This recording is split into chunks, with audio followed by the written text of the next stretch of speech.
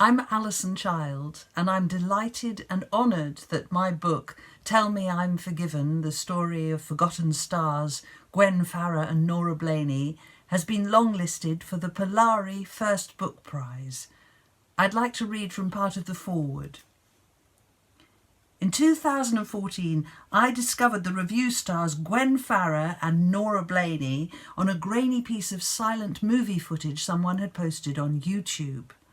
Clowning around on a golf course in 1924 were two young women demonstrably in love.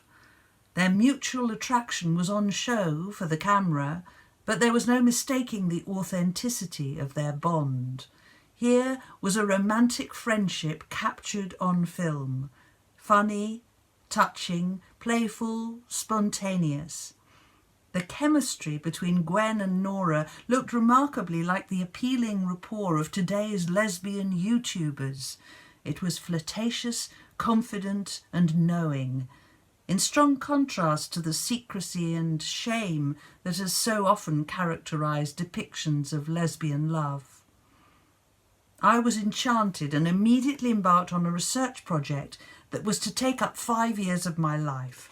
I set out to discover everything I could about Gwen Farrar and Nora Blaney, visiting archives in London, Lincoln, Stratford-upon-Avon, Birmingham, Paris and New York.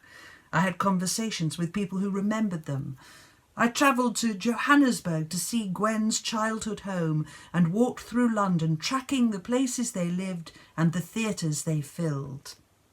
Gwen Farrar was born to wealthy parents in 1897 in the West End of London, right in the middle of what would become her world. 4 years earlier, bouncing baby Nora had been born to rather humbler parents in the suburbs of the capital. The two girls grew up in different worlds, but by their early 20s they had become partners and pals. They both began as musical children with exceptional ability and drive. Nora played the piano and sang, and Gwen was a cellist. When they got together, Gwen was 19 and Nora was 23. Performing together and sleeping together, facing life side by side, they encountered a world of new possibilities.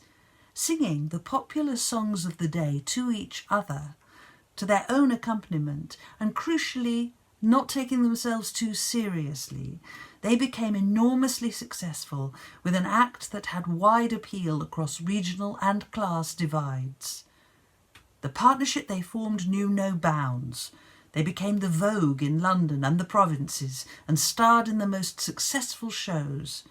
Then impresario Florence Ziegfeld whisked them off to perform in New York and Palm Beach. They met the richest men and women in the world and the biggest stars. Navigating their lives and careers to avoid bigotry and homophobia, the duo played careful public relations games and were as bold as they dared be about their closeness. They occupied a space in queer subculture that brought them in contact with a diverse array of lesbians: Natalie Clifford Barney, Romaine Brooks, Gladys Bentley, Una Troubridge, Radcliffe Hall, Jo Carstairs, Noel Streatfeild, P.L. Travers, Naomi Jacob, and later in Nora's life, Miriam Margolyes, as well as bisexual women: Adele Astaire, Josephine Baker, Tallulah Bankhead, Daphne du Maurier, Beatrice Lilly and Gertrude Lawrence. To understand the Blaney-Farrar act, I transcribed the lyrics of the songs they sang, and with my partner, Rosie Wakely, I put the songs on stage. We couldn't begin to do justice to Gwen and Nora's musicianship. We were just very happy to have found a lesbian story to celebrate and share in an accessible way. Nora and Gwen were intimately linked for 27 years. Their story is not without its share of guilt and blame. What tale of 20th century queer life could escape it? Standing out from Nora's narrative and from Gwen's whole life is a sense of love, forgiveness and the desire to be forgiven. Today, we can exonerate them posthumously from guilt about their sexuality and celebrate their partnership in ways they would never have thought possible. It's up to the reader to decide whether to forgive Gwen and Nora for the way they treated each other.